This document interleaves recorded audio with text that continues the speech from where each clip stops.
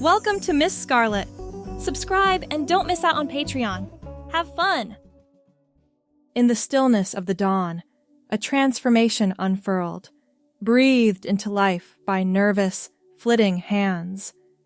The tendrils of a borrowed persona were woven into being, with a platinum wig adding polish to the metamorphosis. A stranger's face had arisen, confident, alluring, and divergent from the pallid-complexioned nonentity who had stared back the eve before, those panic-filled eyes now reflecting an emboldened spark.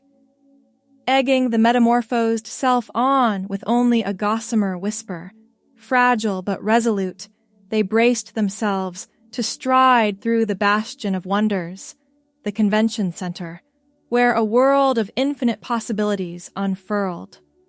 The nerve to cleave the empyrean of fantasy from the real world diminished, yet the maiden's steadfastness flickered in the face of incertitude.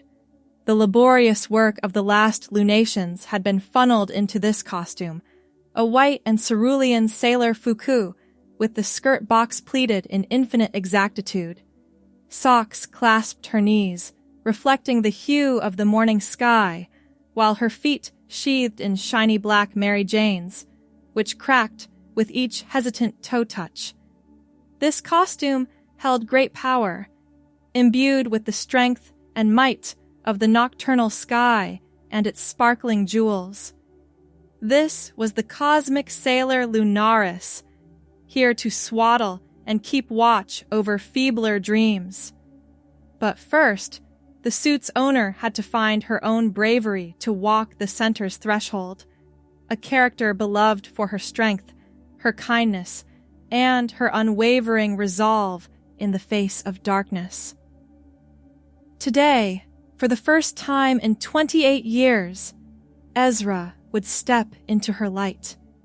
The first step through the convention doors felt like walking into another dimension.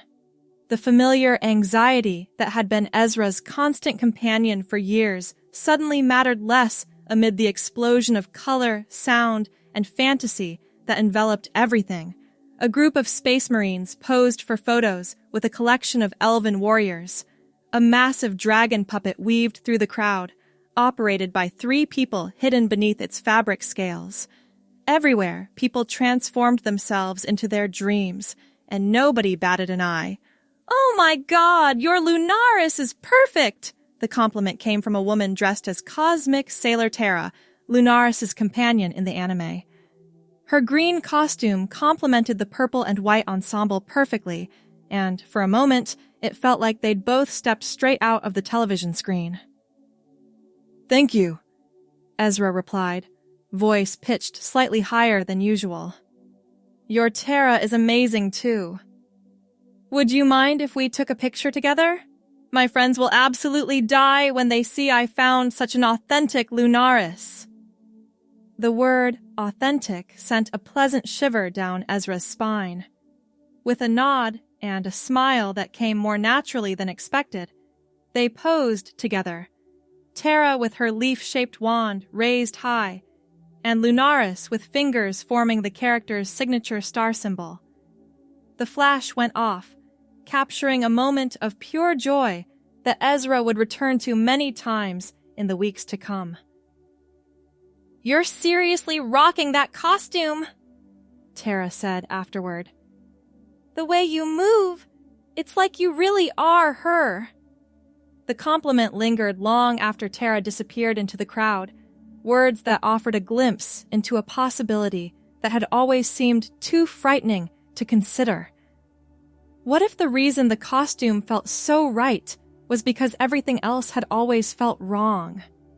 The day unfolded in a blur of panels, merchandise booths, and countless requests for photos. Each time someone called out, "Lunaris!" Ezra turned, responded, became her more fully. The pleated skirt swished around thighs with each step, a constant reminder of transformation. "Your makeup is flawless," commented a passing Gundam pilot. "Did you style that wig yourself?" asked a group of adorable animal characters. That's the most screen-accurate Lunaris costume I've seen all day!" exclaimed an excited convention staff member. Each compliment built upon the last, constructing something sturdy within what had always felt fragile. By midday, walking in the Mary Janes no longer required conscious thought. The mannerisms that had been carefully practiced in the safety of a locked bedroom now flowed naturally, without rehearsal or reminder. During the Cosmic Sailors panel, the show's lead character designer pointed directly at Ezra from the stage. "Our perfect Lunaris in the third row! Would you stand up for everyone?" Heart pounding, Ezra rose, the purple skirt settling perfectly around trembling legs. The applause was thunderous, hundreds of fans acknowledging the embodiment of a character they all loved. "You've captured her spirit," the designer continued. "The gentle strength, the kindness in your expression. That's exactly who Lunaris is." "Not who Lunaris is," a voice whispered in Ezra's mind. "Who I am." The realization didn't come as a lightning strike, but as a gentle dawning, like the first hint of sunrise after the longest night. This feeling, this rightness, couldn't be contained to a single day of cosplay. It belonged to something deeper, something that had always been waiting to be acknowledged. As the convention hall began to empty that evening, Ezra lingered, unwilling to let go of the day, of the person who had emerged within these walls. The blonde wig remained perfectly in place, not a single bobby pin loosened despite hours of wear. "Excuse me," a soft voice interrupted the moment of reflection. "I just wanted to say thank you." A teenager stood nearby, clutching a Cosmic Sailor's notebook. "Seeing you today, seeing how perfect your Lunaris is, it made me feel like I could be brave too." "Brave about what?" The question came gently. "About being myself." The teen's eyes brimmed with tears that didn't fall. "Some things are scary to say out loud, you know?" "I know exactly what you mean." Their conversation lasted only minutes, but its impact would stretch across years. As they parted, Ezra realized something profound had shifted, something irreversible and necessary. The drive home should have felt like returning to reality, like shedding a fantasy and stepping back into the constraints of everyday life. But sitting behind the wheel, blonde wig still in place, makeup still perfect, the costume still a comfortable second skin, Ezra knew there would be no going back. This wasn't just about cosplay anymore. The name Cynthia floated to the surface of consciousness, a name that had appeared in dreams for years, attached to no particular face or memory. Now, it had found its home. Cynthia. The apartment greeted her with familiar silence. The cat wound between her legs, unperturbed by the transformation of his owner. Animals always saw the truth, Cynthia thought, bending carefully in the pleated skirt to scratch behind his ears. Standing before the bathroom mirror, she studied herself one final time before the day ended. The blonde wig framed her face perfectly, but it wasn't her. It was Lunaris, and while Lunaris had opened the door, Cynthia needed to find her own way forward. "Hello," she whispered to her reflection. "I think I've been looking for you for a very long time." With careful hands, she removed the wig, setting it gently on its stand. Tomorrow would bring new challenges, new fears, and new decisions. But tonight, in this moment of quiet revelation, Cynthia simply acknowledged the truth that had finally found its voice. She was home. The morning light filtered through half-drawn blinds, painting stripes across the bedroom floor. Cynthia's eyes opened slowly, the events of the previous day flooding back in vivid detail. For a moment, panic fluttered in her chest. Had it all been a dream? A convention fantasy that would dissolve in daylight? Her hand reached up to touch her short brown hair, so different from the flowing blonde locks of yesterday's wig. But the truth that had emerged remained, solid and undeniable in the morning light. The Lunari's costume hung carefully on the back of her closet door, a reminder of the threshold she had crossed. Her fingers brushed against the fabric as she passed, a silent acknowledgement of gratitude for what it had revealed. She called in sick to work for the first time in 3 years. Today required space, reflection, and, most importantly, decisions about what would come next. The internet became her guide, her community, her resource. Hours slipped by as Cynthia researched, read testimonials, joined forums, and absorbed information she had always been too afraid to seek. Stories both heartbreaking and hopeful filled her screen. People who had walked similar paths, faced similar crossroads. Her shopping cart filled with items, growth supplements for hair, makeup basics, clothes that would help her begin building a wardrobe that reflected her true self. Her savings account would take a hit, but some investments transcended financial wisdom. A text message interrupted her research marathon. "Hey, saw you weren't at work. Everything okay?" Morgan, her co-worker and closest thing to a friend in this city. The question deserved honesty, but giving it required courage Cynthia wasn't sure she possessed yet. "Down with a bug," she replied, the partial truth easier than the complete one. "Should be back tomorrow." But would she? Could she walk back into that office, sit at that desk, answer to that name, and pretend nothing had changed when everything had? The convention had been a controlled environment, a space where transformation was celebrated. The everyday world operated by different rules. Her hand hovered over the keyboard, tempted to add more, to crack open the door to her truth. Instead, she set the phone down and returned to her research. By afternoon, decisions began taking shape. Her hair, currently a short brown cut that had always felt like a uniform rather than a choice, would grow. No more monthly trips to the barber, no more military-precise edges. The wig had been Lunaris, but Cynthia would find her own style, her own color, her own natural beauty. Voice training videos filled her watch history. The gentle lift she had given her speech yesterday had felt right, but it needed refinement, practice, consistency. She repeated phrases, paying attention to pitch, resonance, and patterns, recording herself and listening back with critical attention. Dinner consisted of microwave noodles eaten standing up, too engrossed in planning to bother with sitting down. The cat rubbed against her legs, oblivious to the metamorphosis happening above him. "What do you think, Felix?" she asked him, voice practiced in its new register. "Am I crazy to think I can do this?" Felix offered no judgment, only continued affection.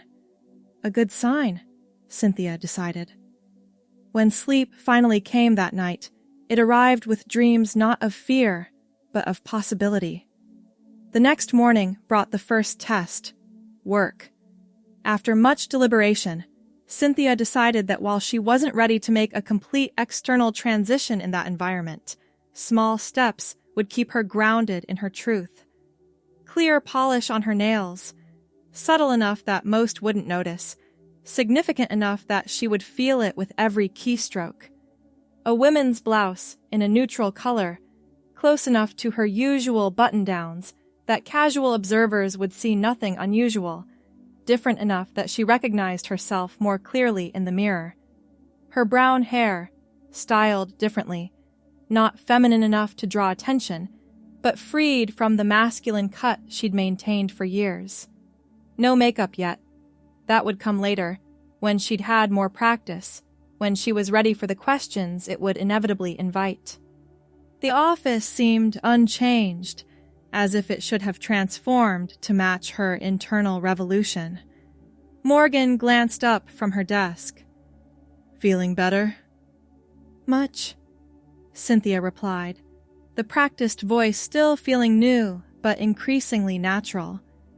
"Thanks for checking in. Did you do something different? You look, I don't know, refreshed or something."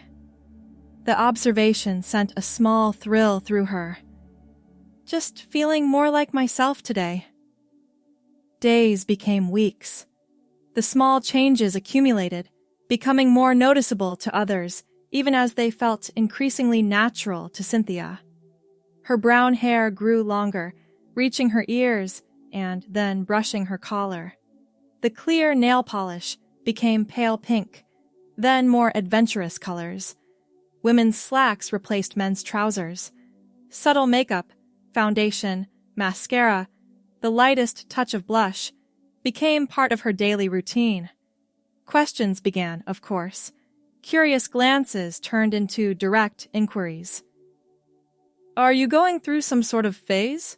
her supervisor asked during a particularly uncomfortable elevator ride.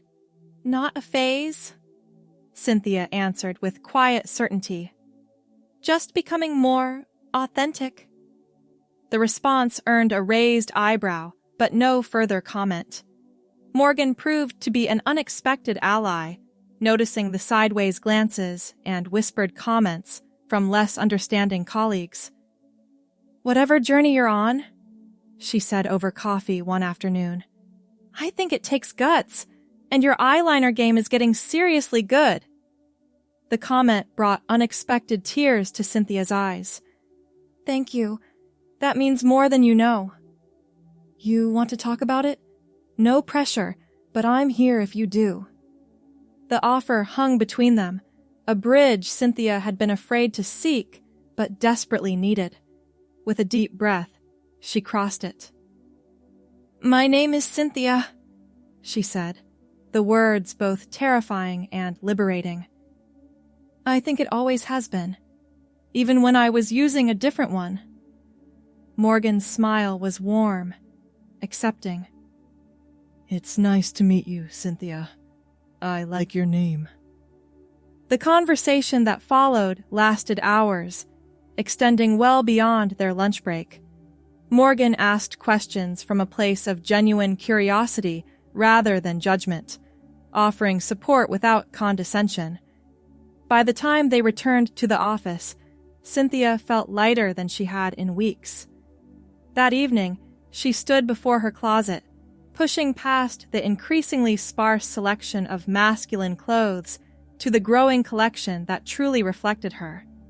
The purple and white Sailor Lunaris costume still hung in its place of honor, but it had been joined by dresses, skirts, blouses, a wardrobe built piece by careful piece.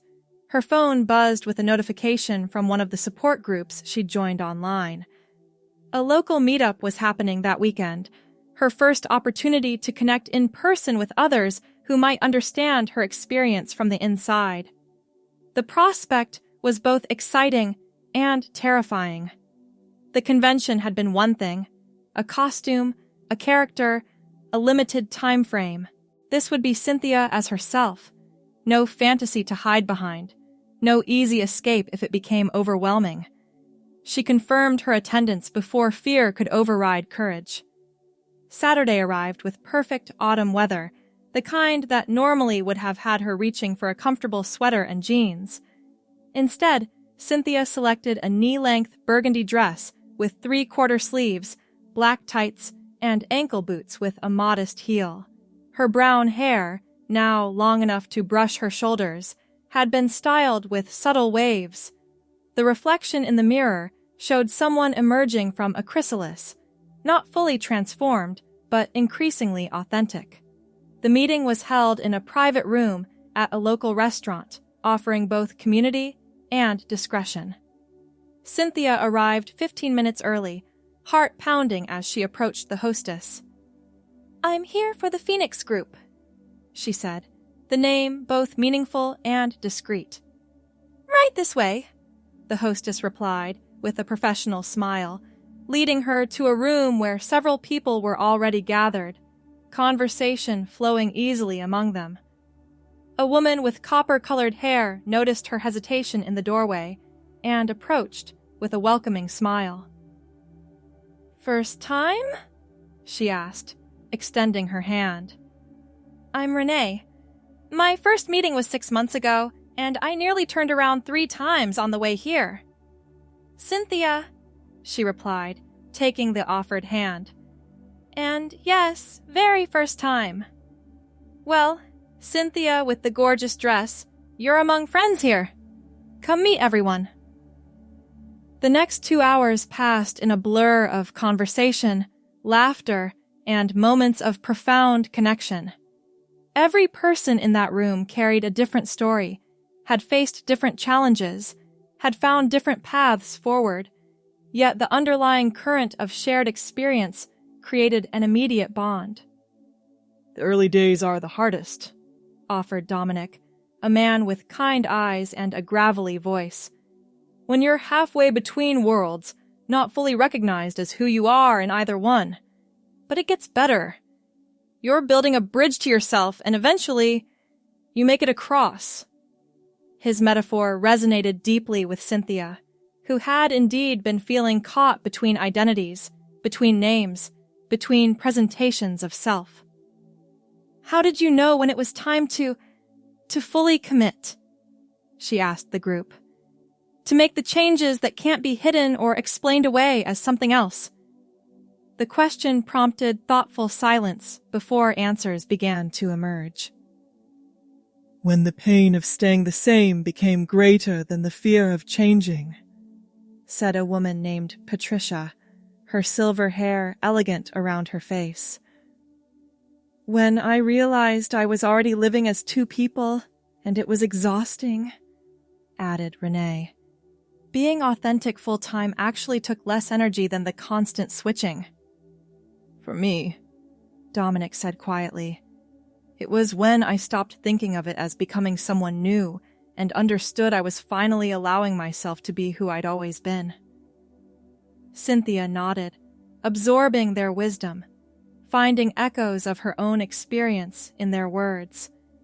The meeting continued with practical discussions of resources, challenges, and strategies, but it was the sense of belonging that Cynthia carried with her when she left.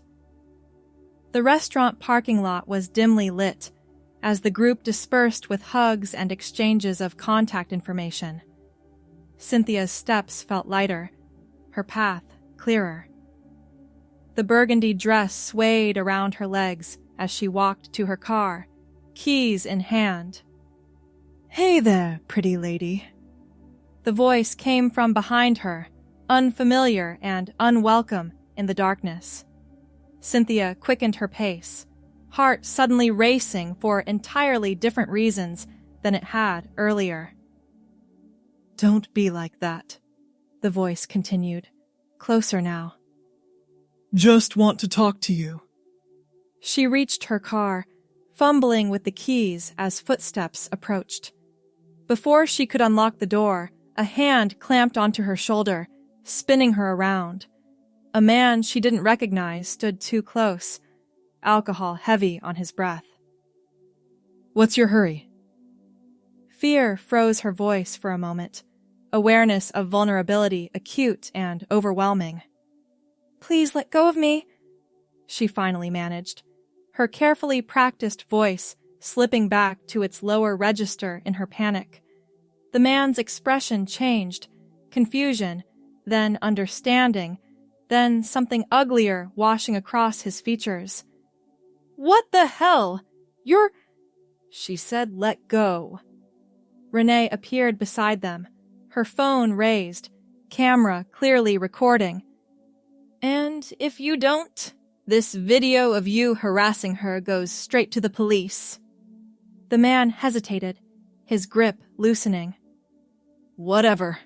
Fucking freaks. He backed away, disappearing into the darkness beyond the parking lot's lights. Cynthia leaned against her car, breath coming in short gasps. Thank you. I wasn't prepared for the reality check? Renee finished gently. Yeah, they don't warn us enough about that part. The world can be beautiful, but it can also be dangerous. We have to look out for each other. The incident left Cynthia shaken, but resolute. The fear she'd experienced wasn't a reason to retreat from her truth. It was a reminder of why claiming that truth mattered. The world wouldn't always make it easy, but ease had never been the point.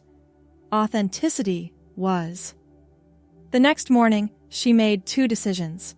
First, she would no longer hide at work. Second, she would never again walk alone in dark parking lots. Monday arrived with a new sense of purpose. Cynthia dressed with care. In navy blue pencil skirt, a cream-colored blouse, low heels, and makeup that enhanced rather than concealed. Her brown hair, styled in soft waves around her face, looked entirely natural, as if it had always been this length, this style. The elevator ride to her floor felt endless. Each ping announcing another level passed sent her heart rate climbing. By the time the doors opened to her office, her hands were trembling slightly. Morgan spotted her immediately, eyes widening before a broad smile spread across her face. She crossed the office without hesitation, enveloping Cynthia in a hug. You look amazing, she whispered. And I've got your back today, whatever happens. The reassurance steadied her. Thank you. I'm terrified. Being terrified and doing it anyway is basically the definition of courage, Morgan replied, linking their arms as they walked toward Cynthia's desk. The day unfolded with a variety of reactions. Some colleagues averted their eyes, clearly uncomfortable with change they didn't understand. Others offered awkward but well-intentioned support. A few asked ignorant questions that Cynthia answered with more patience than they deserved. Her supervisor called her into a closed-door meeting that began with concern about workplace disruption and ended with reluctant acknowledgement of anti-discrimination policies. By 5 o'clock, exhaustion had settled deep in Cynthia's bones, not from the work she'd done, but from the emotional labor of navigating reactions to her existence. As she packed up her desk, a message appeared on her computer screen. Drinks. You've earned them. M. The invitation was exactly what she needed. A chance to decompress, to process the day with someone who had witnessed it alongside her. She sent back a quick, "Yes, please," before shutting down her computer. The bar Morgan chose was quieter than most, with secluded booths and lighting dim enough to feel private without being secretive. Cynthia slid into the seat across from her friend, gratitude washing over her. "So," Morgan said, sliding a glass of wine toward her. "Scale of 1 to 10. How are you really doing?" "About a 4 before this wine," Cynthia replied with a tired smile. "Probably climbing toward a 6 as we speak." "That bad, huh?" "Not bad, exactly. Just intense. I've never been so conscious of every expression on every face, every whisper, every reaction. It's like wearing a sign that says, 'Please have an opinion about my existence.'" Morgan nodded sympathetically. "People will get used to it. Give them time." "I know, it's just... I've been getting used to myself for months now. Having to start that process all over again with everyone else is exhausting." "You don't owe anyone explanations or education or patience," Morgan reminded her. "But since I know you're going to give those things anyway because that's who you are, pace yourself. This is a marathon, not a sprint." The wisdom in those words settled comfortably around Cynthia. She took another sip of her wine, letting the tension of the day begin to dissolve. "You know what's strange?" she said after a moment.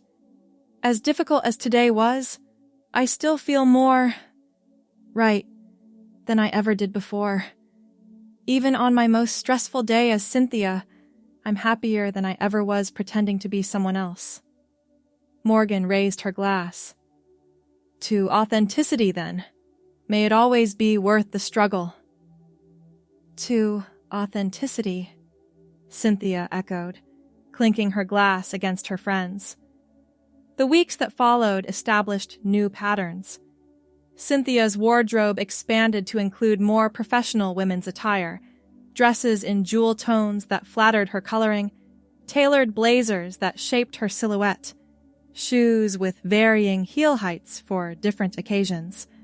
Her growing brown hair received regular trims to maintain its shape, while continuing to lengthen, now brushing past her shoulders in soft waves. The Phoenix Group became a regular part of her month, a community that offered both support and friendship. Through their connections, she found an understanding doctor who helped her begin hormone therapy, a medical step that affirmed what her heart had always known. The changes came gradually, softening features, subtle shifts in how her clothes fit, an emotional landscape that felt increasingly aligned with her inner self. Each small transformation was a victory, a step closer to the congruence she sought between internal and external realities. Work eventually adjusted to her presence. The whispers faded, replaced by the normal interactions of professional life. Her competence remained unchanged, her contributions still valued. Some relationships cooled, others deepened, and new connections formed with people who entered her life seeing only Cynthia, without the shadow of a past presentation. 6 months after the convention that had changed everything, Cynthia received an email notification. Tickets for this year's event were now available. Her cursor hovered over the purchase button, memories washing over her.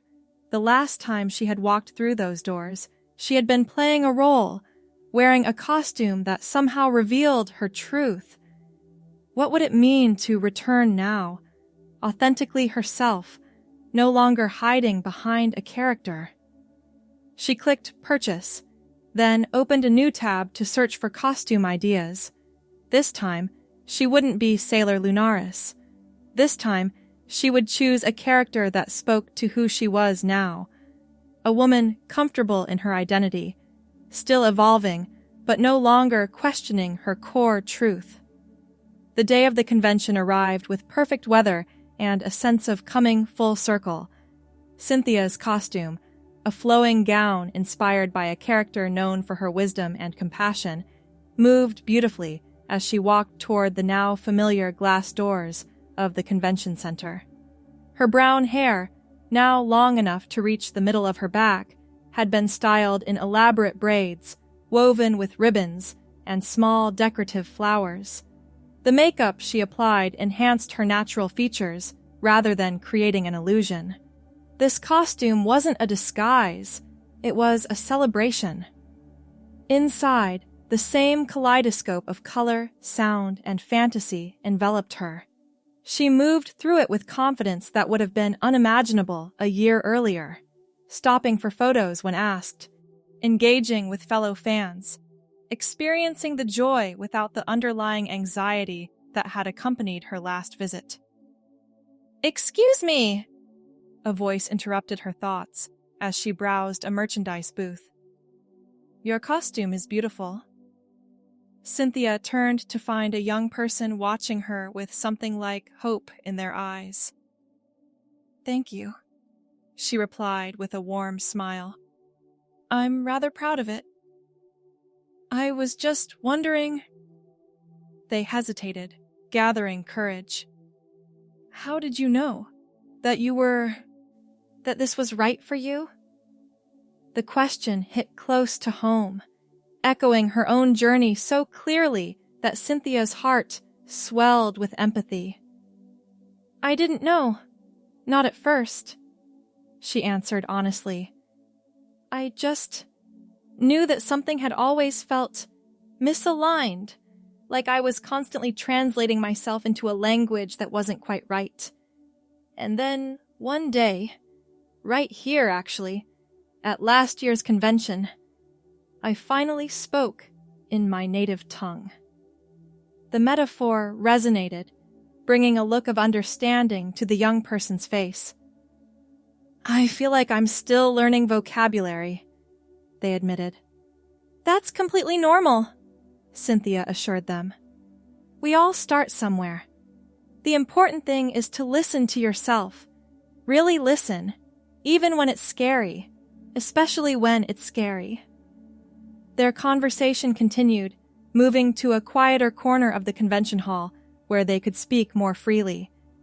By the time they parted ways, exchanging contact information and promises to stay in touch, Cynthia felt the profound symmetry of the moment. A year ago, she had entered this building as someone playing a part and left with the first real understanding of who she was. Today, she had perhaps helped another person begin that same journey of self-discovery. As the convention wound down, Cynthia found herself back in the main hall where the Cosmic Sailors panel had taken place the previous year. The space was being used for a different event now, but she could still picture exactly where she had stood when the designer had called her the perfect Lunaris. She smiled at the memory, grateful for the catalyst, but no longer defined by it. Sailor Lunaris had been a stepping stone, a character who had inadvertently revealed a truth. But Cynthia was a whole person, complex, evolving, authentic in a way that transcended any fictional creation. Outside, the setting sun cast long shadows across the parking lot.